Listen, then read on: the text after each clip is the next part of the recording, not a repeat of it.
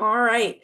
Welcome, everyone. Good afternoon or good morning, depending on where you are. My name is Ira Mihal, and I serve as the Assistant Director of Alumni Engagement here at Emory University. Before we get started, I'd like to share a few quick housekeeping announcements. First, the views and opinions expressed in the learning development webinars are those of speakers and do not necessarily reflect the official policies, positions, or views of Emory University, the Alumni Association, or their affiliates. The content provided is for informational purposes only and should not be construed as an endorsement. Second, the session is being recorded, so to minimize distractions, please keep your microphones muted. Although we do encourage you to keep your cameras on, it's always nice to see your faces. And finally, if you have any questions at any point, please feel free to drop them in the chat box. And at this time, I'd like to briefly introduce our moderator for today's discussion. Brianna Marshall is class of 21 nursing school alumna and one of last year's honorees for Emory's 40 under 40. At this time, Brianna, I will hand it over to you for introductions and to get us started. Hi, everyone. Thank you for the warm introduction. I appreciate it. My name is Brianna. Graduated from Emory in 2021. Started off in my early career working at Grady as an ER nurse. But I just knew that there was just more to nursing. Got into innovation, started to build a technology app which connects moms to support system. Just giving in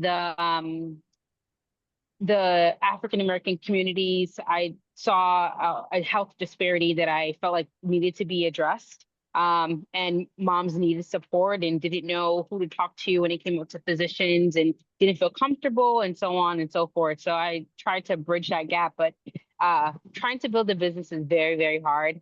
So I definitely pivoted, but I just knew I didn't want to step away from the innovation space. I feel like nurses, we're gifted, but we're just so limited to the healthcare system. And I just had to expose myself. But now I'm like looking into, transitioning into venture capital and seeing how I can give back in the healthcare field. Thank you. And then next we'll go to Annette. Hi, everyone. Good morning or good afternoon, good evening. I am Annette Bloom Pearson. I am an Emory graduate of 2001, and I currently live in San Francisco. I am an executive leadership coach following over a decade in tech. And before that, graduated from business school. And before that, spent about 8 years in New York roaming from job to job. So I've seen a lot, done a lot, and I'm excited to be here to talk about change and what that means for us and the industry and our world. Thank you, Annette. And Joanna. Hi, everyone. I'm Joanna. I am class of 99 from Emory undergrad. I'm an executive leadership coach and organizational performance coach, and I specifically focus on leadership and organizational transitions and building executive presence to help build culture and help people navigate change and then advance their career. So I've sat at the center of navigating organizational change for about 20 years, guiding executive and teams through that at leadership roles at Nickelodeon and at SAS and a number of agencies and media, tech nonprofits. So really have an understanding of what it takes to lead through change and successfully and unsuccessfully, I should say. So I'm really excited to be here to share those learnings with you today. And last but not least, Sarah. Hi, everyone. It's great to be here with you. I should probably just say ditto because I'm also an executive coach. I'm joined here by my colleagues. I work in org strategy and leadership development. Most of my work is with lots of scaling organizations. A lot of them are going through change. I work with a lot of VC and PE companies also in the tech space. So Brianna, I wish you luck in this venture, and I can already tell you'll be great. Perhaps most relevant, I spent 4 years as a consultant leading large-scale org change and transformation, mostly from an M&A lens and also from a strategy and people standpoint. After Emory, I'm an '05 grad, I moved to New York and got my master's in organizational psychology and have been doing work in that field since. So I'm excited to be here too. Amazing. Thank you guys all so much for the introductions. And now, Brianna, I will let you take over. Yeah. Thanks, Annette. Thanks, Joanna and Sarah, for your warm introductions. I know there's a lot that's going on today, but my first question to ask you is, what is the reality of the landscape today, and what changes are leaders facing? And this is like an open question. Anyone can answer this. I'm happy to jump in. I think one thing to think about is that there's always change happening, and every generation, every set of leaders thinks that, oh, mine is crazier than the last one. No one understands what I'm going through, and that may be true, but there's always change happening. So the first thing is, when talking to leaders, to always be prepared for change and always be prepared to be adaptable and ready to evolve, especially when you have new employees coming in or people are being impacted in very different ways. So I would say right now, the things that are most relevant or top of mind are, of course, the influx of new technology, specifically AI. We're also dealing with a lot of changes culturally, because there's so much back and forth with how the US administration and other governments too are dealing with issues of diversity, inclusion, and just change in their organization. So, or in their countries that trickle down to different organizations. So I would say that the change is tech, but it's also coming from the greater society that industry are part of. I'll build on that. I think everything you just said, Annette, is spot on. I do think we're in a time of unprecedented change, because there's different types of change, precise 5 types of change, right? There are, technical change, organizational changes, et cetera, that you go through. But this is the amount of unplanned change that's happening right now, and what you can prepare and what it's hard to prepare for, I think, in our generations has not been seen. So it's a really difficult time. The political unrest, social issues, COVID, you name it, it's more extreme, more complex, and it requires not just understanding a way to look at the big picture, but understanding how the people who actually make change happen navigate through the change. And so, people are the number one reason why changes succeed or why they fail. And so having to navigate with the people, influence the people that are involved in that change, whether it's employees or yourself, having an understanding of that is really, really critical right now. So just to kind of add on another question that kind of like correlates. So just in the time of change where a lot is going on, in the time of like uncertainty, like how do we approach the change, or how can we? Yeah, I can start with that one. And I just want to echo what Annette and Joanna said earlier. I started doing change work in around 2009, and we would talk about how change is constant, and change is still constant, and even more constant, and really constant now. I would say that some of it's sort of going back to basics, things that we've talked about from a change management standpoint forever, how and what you communicate, creating clarity where you can. If anyone's familiar with any of Stephen Covey's work, I like to say it's sort of an oldie but a goodie. He talks about the circle of concern being all of the things in the world that you're concerned about. And then how do we hone in and figure out what can we actually control, we as leaders, but also what our teams can control. And then outside of that, what we can influence, and really figuring out how we can focus on what we can control and sort of put everything else in a box, even though it's really hard to do that. But I think what we can do is we can sort of bring things a little bit down and make sure that we're communicating really well, and then helping our teams focus on what they can control. I'd also add to that, like, I think controlling the controllables, absolutely. Change is also an emotional process. I think a lot of people experience, it's almost like a bit of a grieving process. But if you're not somebody who really loves change, right? Everybody handles it differently. And so being aware of how you handle it and allowing yourself and knowing how your teams handle it or your organization, taking those steps to actually navigate through that emotional process is really important. And it requires a different combination and I'd say balance of emotional intelligence skills, different leadership styles and approach, different kinds of communication. So just being aware of that as you approach change and knowing the different stages that people go through of change is really important as well. Sarah, I have a question for you. I know that you said you started to adopt to change around 2019. Is that correct? Or is it 2009. 2009? Okay, sorry. I was like either 2009 or 2019. So, I have this question in that, or like, what is that one moment in your career when leading through change helped you grow either personally or professionally? Since you kind of tackled that topic a little bit. Yeah, it's a great question. So I spent my career going back and forth between being in internal leadership roles and in consulting.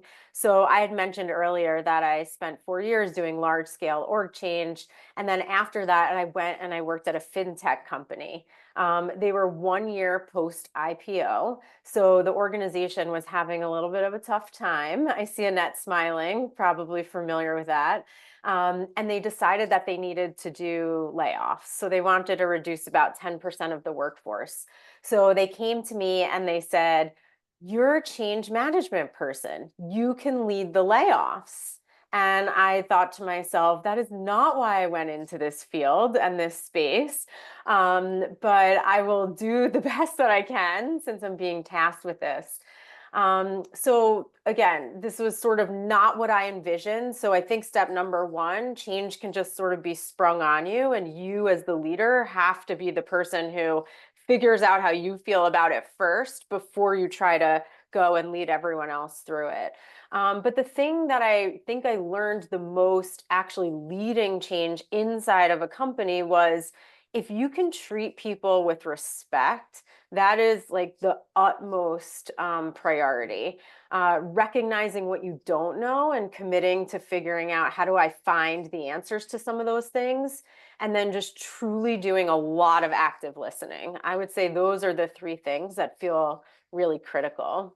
I'd be curious if Annette or Joanna have anything else to add, or Brianna too, from your own experience. We'd love to hear that too. Yeah, I, I was just about to chime in.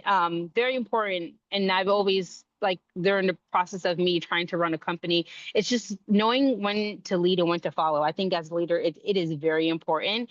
I know my strengths and I know my weaknesses, and I reach out where I just like, okay, this is not my jam. Like, I need support, and how do I go about getting support? So that is very, very important.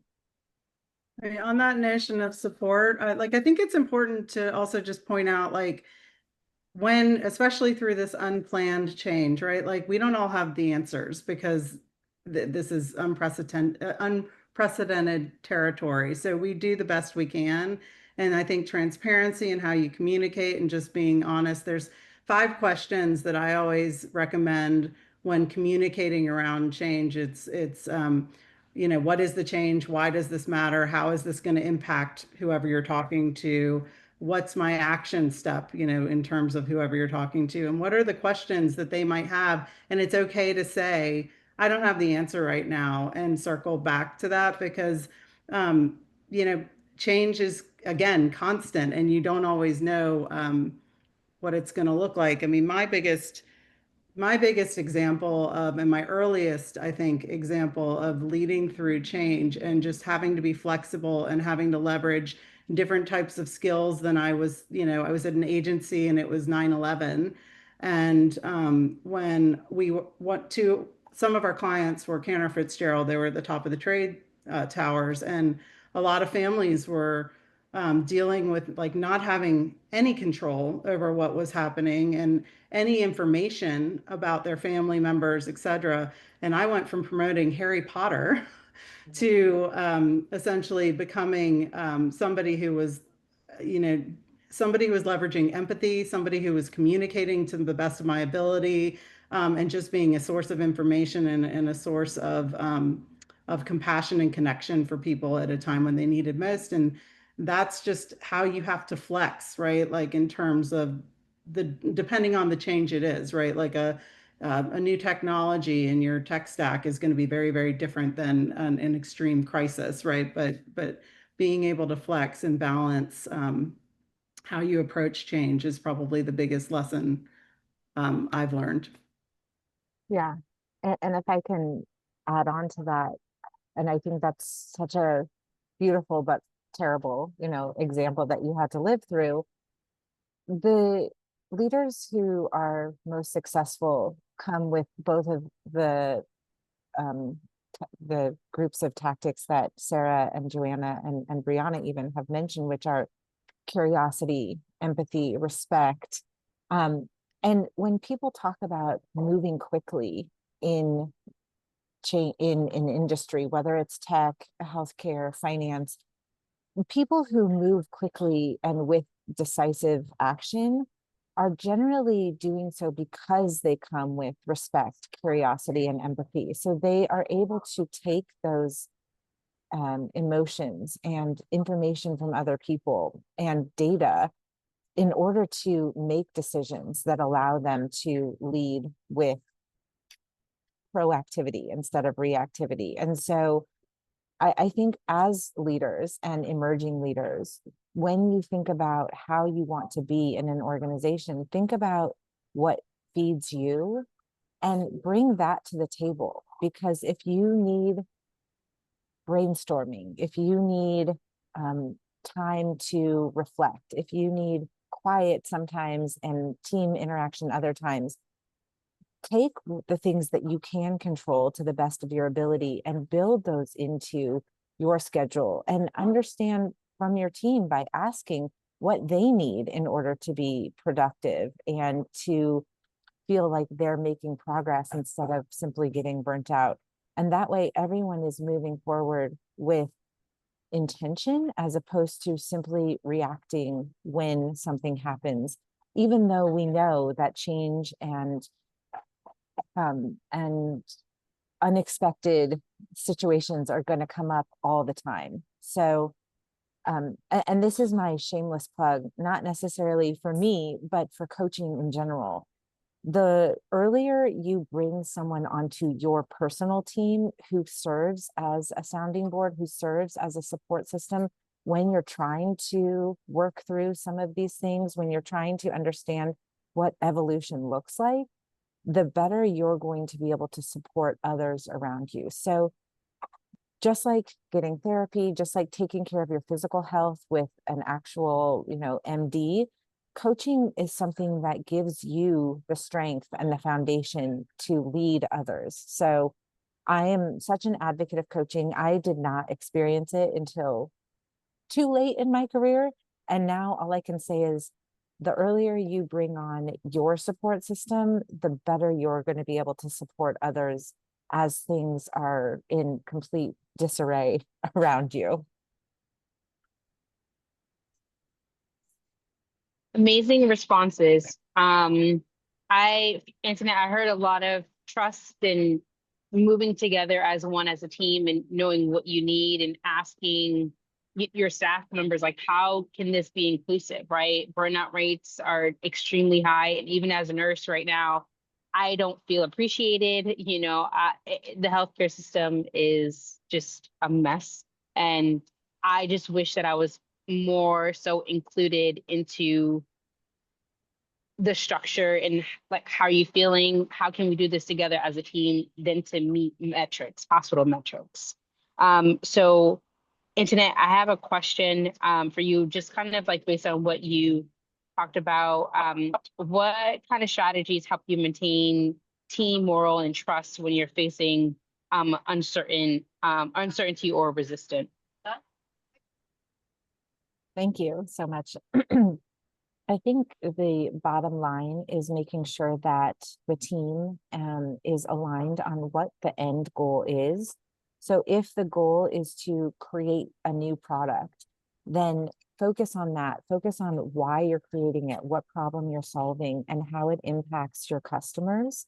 And if you're doing something else, if you're marketing a product, if you're pivoting in the industry that you're in, make sure that the team knows and that you are all communicating so that as you move forward, as you have these really hard days or long nights, everyone is aligned around why you're doing it so that the burnout isn't creeping in because of the hard work. Because it's tough to have a really intense period of work and to not feel that you're doing it for a reason. But when you feel that you are aligned with a goal and you see progress, you understand the milestones that you're reaching and moving past, then you feel like there's actual reason to do what you're doing. And so I think alignment around a shared goal and also continuing to get feedback from the team as much as you can, understanding what's working for people, what's not working for people. And granted, as a leader, you're not able to change everything depending on feedback, but you are able to understand what people are experiencing and maybe even give them a reason why things are not going to change and help them understand what the intention is behind the way you've set up a team, the scheduling, the cross-functional work that you're doing with other teams or outside partners. So being really communicative and again, in my opinion, bringing curiosity, bringing respect, bringing empathy are going to be really successful when leading through change. I think one thing that I would add there and agree with all of that is understanding what really motivates each person on your team. Annette talked a lot about purpose, finding the why, and helping people connect to something greater. I think that's one way that people are motivated and driven by doing their work. A lot of people are actually, especially in the public sector. I would say other things to look out for. Is someone really motivated by building a skill? And is there a way to give them that opportunity? Is someone really motivated by being autonomous? And could you give them that level of autonomy? So there's a lot of work that's done on motivation that gives some more theory behind it. But I think really leaning into what motivates each person on my team and how can I do my best to give that to them.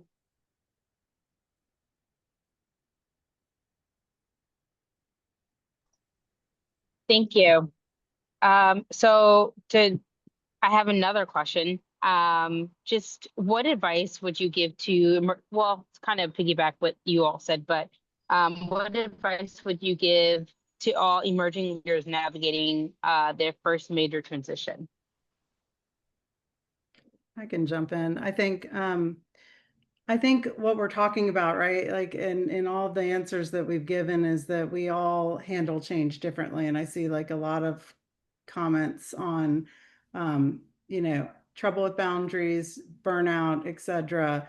There's generally, I give like this assessment sometimes to folks about your change style, like your change archetype. And there's 3 styles of change. There's the people who like cautious, gradual approaches to change. There are people who um, prefer like functional change, but gradually, they get there. And then there's those who prefer fast and radical. So everybody handles it differently, and really knowing, especially when you're new, to leadership, and you're entering, bigger team, more people are dependent on you, knowing how you handle change and what you need, specifically, whether it's setting boundaries, whether it is, you know, meditation to ground yourself, whatever you may need to kind of process that change, I think is really important. But also, to Annette and Sarah's point, listening to what other needs, your team needs, and being really responsive to that, because it's your role as a leader to help them navigate through that and give them the tools and give them the resources and support, to actually have, whether it's space to ask questions, or a community, or Sarah was talking about choice, and like and buy-in to the change. So talking to them early and often, the same part of the brain that assigns value helps you make decisions and choice. So being able to kind of present the change in early and often, if you're able to, is really helpful, because you'll get that influence and that buy-in a little bit ahead of the game, and you'll get people's support versus, you know, resistance, which is why change fails. So it's really important to just be self-aware and aware of others, and how you navigate and handle change and what you need, and be able to ask for that support. I'm struck by, excuse me, the comments that are coming up in the chat, especially from you, Alex. I can't see you, but I think you're probably reflecting what a lot of people are feeling, and it's just the sheer magnitude of change. And how do you figure out how to cut through some of that, manage it, deal with it, and bring stability to your teams, while also trying to navigate that sort of landscape. And I just, that just stands out to me, that I'm hearing that from a lot of clients also. I think a lot of what we talked about is really relevant here around choice. But I think the thing that probably stands out the most is getting what you need and taking care of yourself. I know it sounds really soft. I hate to use that word, but like, you're the MVP. You have to put your oxygen mask on before anyone else. So maybe that means managing up in a different way to get what you need on behalf of yourself and your team. Maybe it means taking moments as much as you can to focus on care for yourself. And I have a complicated relationship with the word self-care as a business owner and a mom of two little kids. But anything that you could do to try to figure out, what do I need in this moment so that I can be there for the people around me.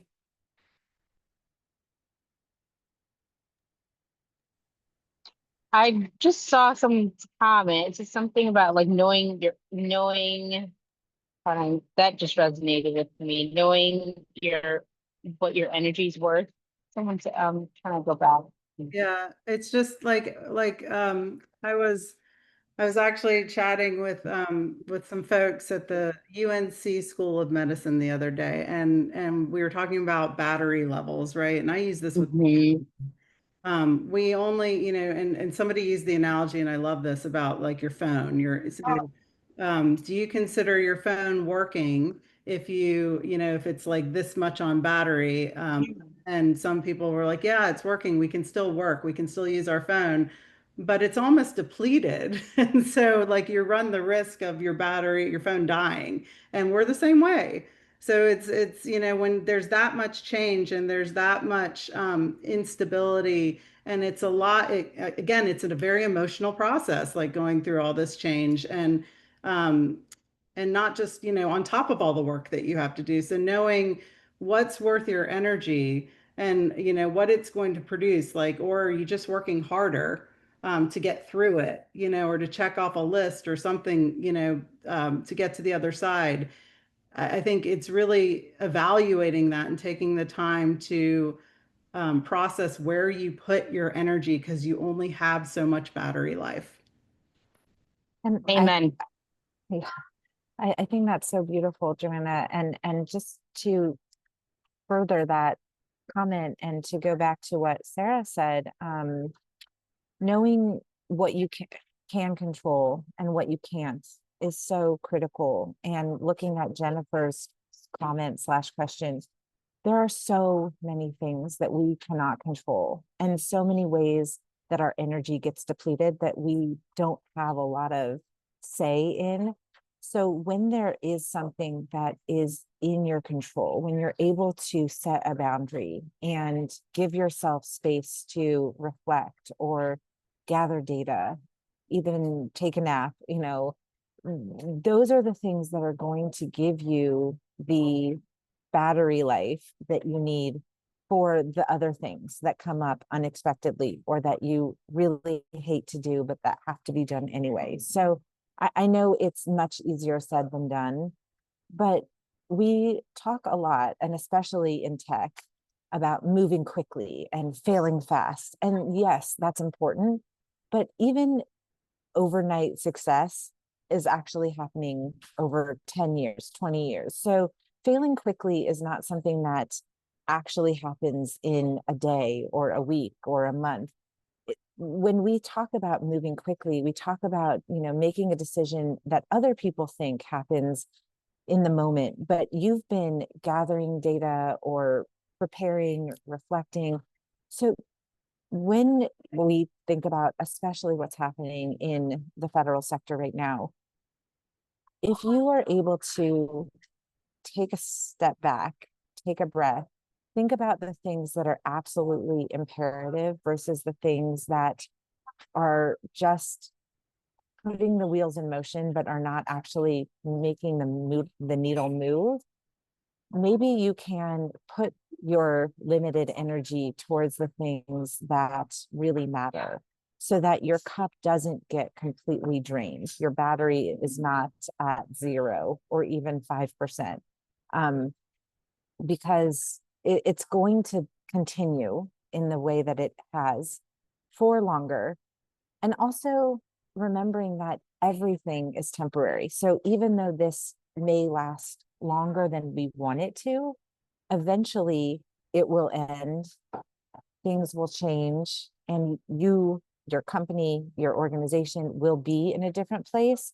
So the more you are able to preserve some of your energy, some of the passion that brought you to this role, some of the passion that helps you inspire others on your team, the better you're going to come out on the other side. So it's not easy, but also remember that you have people you can turn to who maybe not in your space that you can vent to or get advice from, or maybe who can help you with things outside of your technical role so that you're not spending energy cooking, cleaning, childcare, whatever it is, managing your partner, so that you can put your limited energy into the thing that matters right now.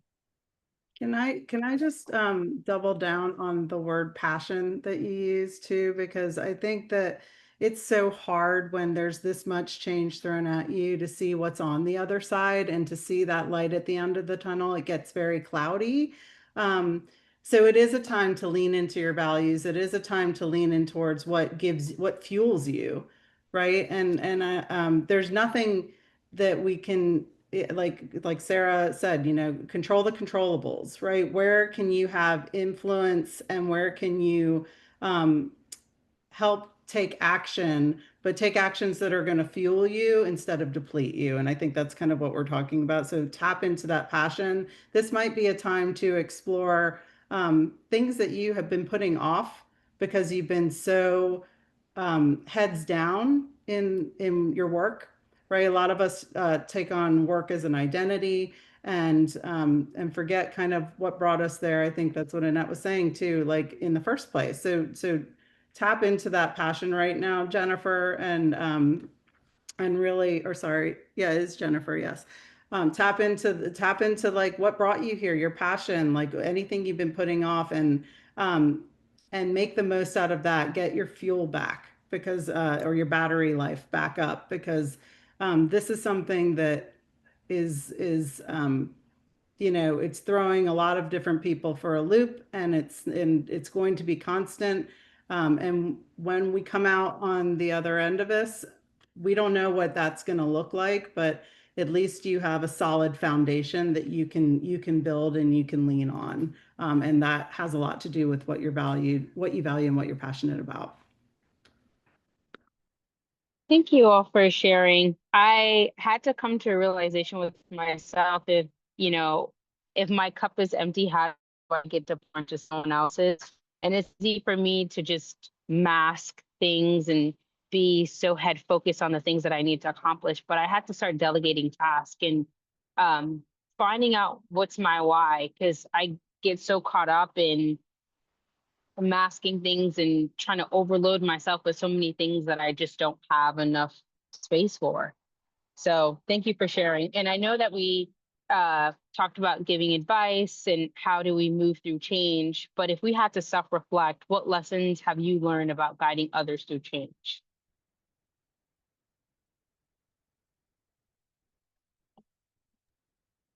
Sorry, you broke up a little for me. What Oh, lessons have we learned about? yeah, I said if we have to self-reflect, what lessons have you learned about guiding others through change? Well, since I'm unmuted, I guess I can start.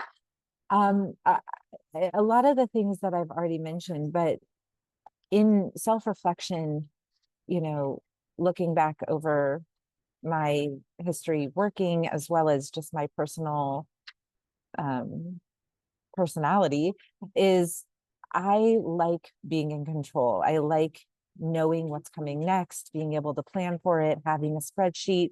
And when change comes, that's not always possible.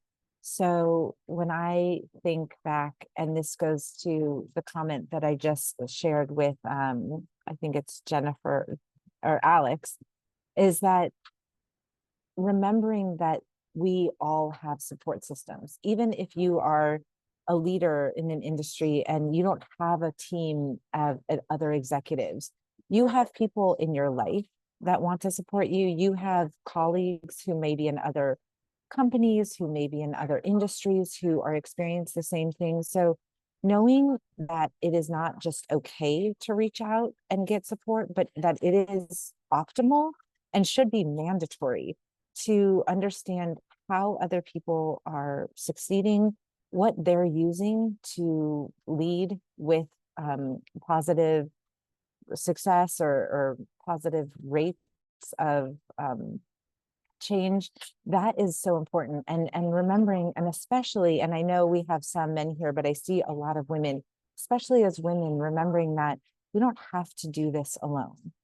The village is not just for raising a family or building our our community outside the work zone, but it's also there for what we do professionally, knowing that there are other people who have done the same thing, who are experiencing the same thing, who may have different ideas or who just want to let us vent or give us the opportunity to take a break. That's so important. So yeah.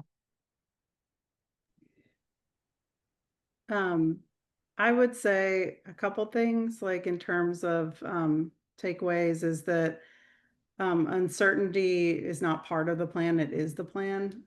So as much as we can prepare ourselves for that, and there's a few things that I've learned over time and in guiding others and coaching, and in organizations also, it's trust your instincts.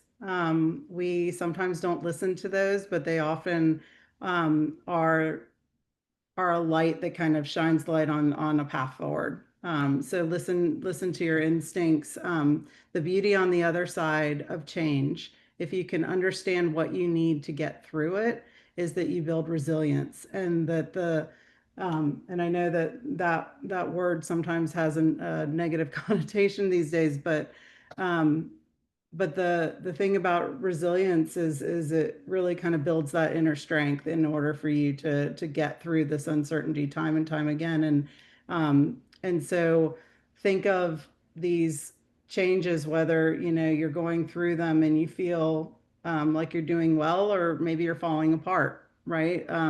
We've all been there. Know what you need. The community support, the communication. If you have questions, ask questions. Like if you need downtime, take the downtime. If you need whatever you may need personally, um, and listen to your team what they need as well, and then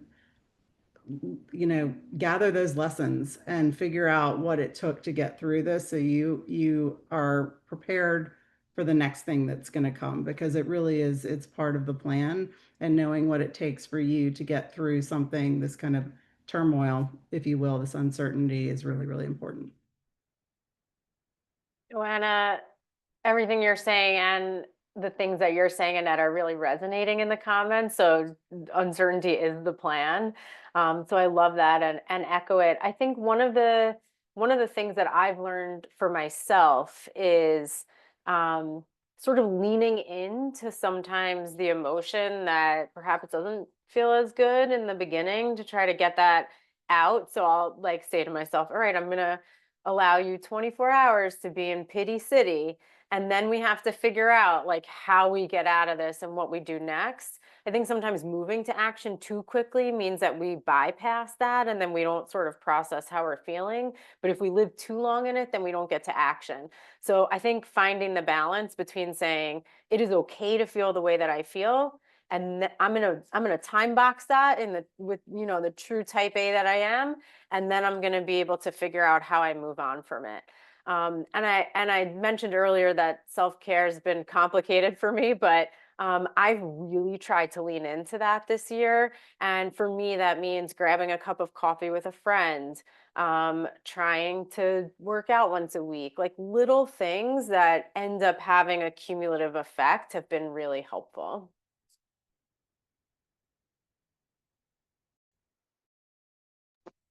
Thank you all for sharing. This is definitely amazing. I've learned so much with just even talking to you all, and as just an emerging leader, I feel like a new leader every day, just learning new things and just readjusting to time. I'm gonna pass the mic back to Aaron to kind of have like any Q&As. I know that there's a lot of Q&As in the chat. And yeah. Thank you so much. I agree with you completely, Brianna. This was an amazing panel, great information. And it's funny because I actually have a positive affirmation calendar on my desk that I flip every day. And the funny thing is, today's thing says I am deserving of breaks and rest and reset. So it aligned perfectly with everything that you guys were saying. So, but if you guys have any questions, please feel free to put them in the chat or raise your hand and come off mute. Um, I did have a question that came in earlier that I put in the chat. As a leader, when you're trying to guide your team, balancing communication is a very fine line. So, like, you want to be transparent to get the buy-in, but you don't want to overshare where it freaks your team out and they're scared. So, any tips or recommendations on how you would recommend leaders balance that transparency versus oversharing? This is my jam, so I will jump in. I'll reiterate those 5 questions, right? Like those are the most important questions that you need to answer as a leader. It's what is this change? Because remember, also, I'll just take a step back. When people are processing change, their minds are super focused and it's a bit tunnel vision, right? Like when if it's new information, and also realizing that people can only handle so much information at a time. So what is the change? Why does it matter? How does it affect me? What is the action I need to take from it? And then any questions that you can prepare for. And again, it depends on what type of change it is. So I know, like, if it's layoffs, yes, that comes with a bunch of HR issues that you can't always talk about. But as much as you can get, buy-in early, often as a leader, to the change, give people, it's really, when it comes to communication, it's about information and reassurance. And people without that are scared and left to assumptions. So the more you can provide that information or context in a very simple way, the better off you're going to be. Meet them where they are. There are different stages of communication that you go through when you're navigating change. So you don't want to give it to them all at once, but you do want to be transparent. And again, if you don't know the answer, say, I don't know, but I will get back to you, and actually get back to them. Because I think the biggest thing is people are just left, in the dark. And again, for somebody maybe like Annette who likes control, not having any semblance of control because you don't have the information at hand, or you don't have any choice in the matter, is where the friction comes in when you're communicating through change. So communicate early and often, communicate where people are, and answer those 5 questions to the best of your ability. Yeah, Thank you so much. Joanna, That was amazing. you are so on point, and just it's been incredible learning from you today. And even when we were preparing for this call, you have so much insight. The thing I would add, and it's probably not different, but just said in a different way, is um, not just being able to ask yourself those questions and answer them, but checking in to see what your team thinks is happening. What do they actually see from their perspective? Because sometimes when they don't have the same information or background that you have, they might be seeing the situation completely differently. And when you can understand what your team is seeing, and either be able to say, yes, that is how things are happening, or being able to correct and say that that's not the case at all. Like, you're worried about something that's never going to happen, or that's not actually realistic. That gives people a lot more comfort. So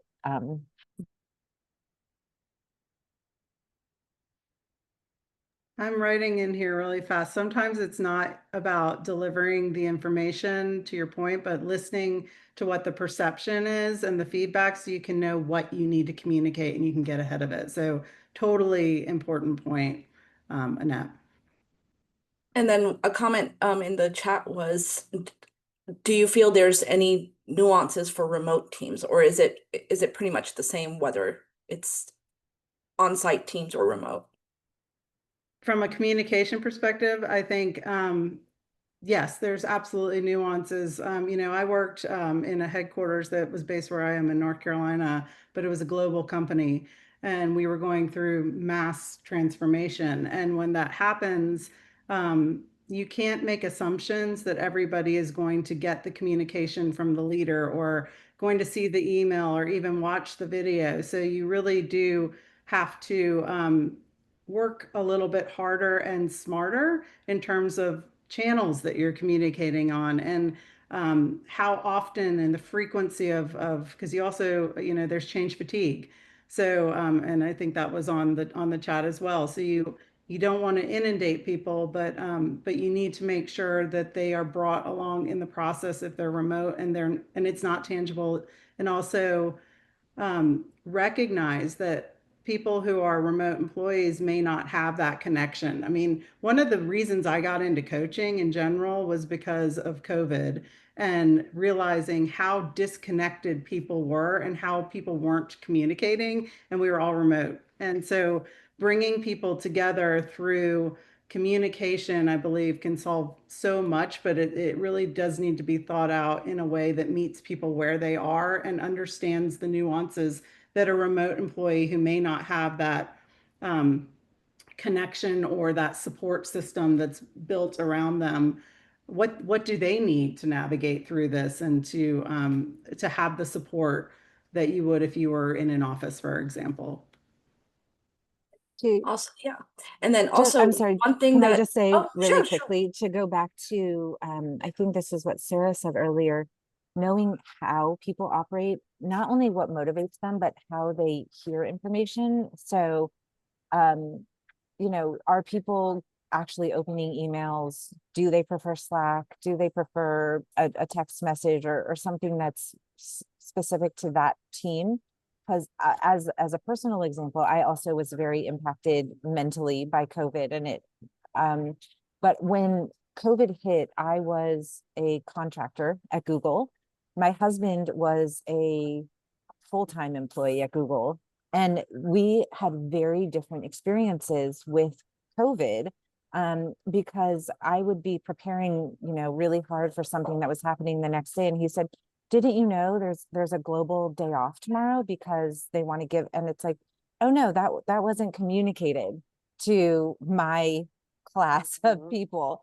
And so it was super frustrating to know that we weren't even getting the same information in the same company, even though we both worked technically from the same location, which was remote, but we were associated with the same office. So just thinking about like how people are receiving information and if they're even receiving it is so exceptionally important. So just want to remind you that this constant checking in with your team, and that is something that you can control because you are the one doing it. You are the one who has a relationship and who is building trust with your team, is going to really go a long way. Thank you. Thank you. And sometimes as leaders, you know the answer, but it's not the appropriate time to share, right? So it's like we will get you that information when the time's right. Again, like you guys were saying, to be able to process it in a timely manner, or that information may change from when it's actually meant to be implemented. So, uh, that's the age-old saying, like the only constant in change is change. That's the only thing you can count on. But this has been great. We do have a few minutes for any more questions. If anyone wants to share in the chat, Gina shared a book in the chat saying Life is in the Transitions, Mastering Change at Any Age by Bruce Feiler. So thank you for sharing that, Gina. And any other questions, please feel free to share them in the chat. And while we're waiting for that, I will let you guys know at the end of the webinar, a survey will pop up. We'd love your feedback, talking about feedback. We improve these programs based on feedback from our coaches and from you all. So please take a minute. It's a very short, brief survey. We'd appreciate for you guys to share that feedback with us. It'll pop up right when we end the webinar, so it'll be top of mind. Also, we'd like to invite you to our next event, which will be next month, Tuesday, November 11th at 12 p.m. here on Zoom again. We'll be hosting another dynamic panel of alumni career coaches as we discuss how to build your personal brand with confidence. I will put the registration link and information in the chat so you guys can go check that out. But any questions at all, please feel free to share. We have a few minutes. Or any final thoughts from our coaches.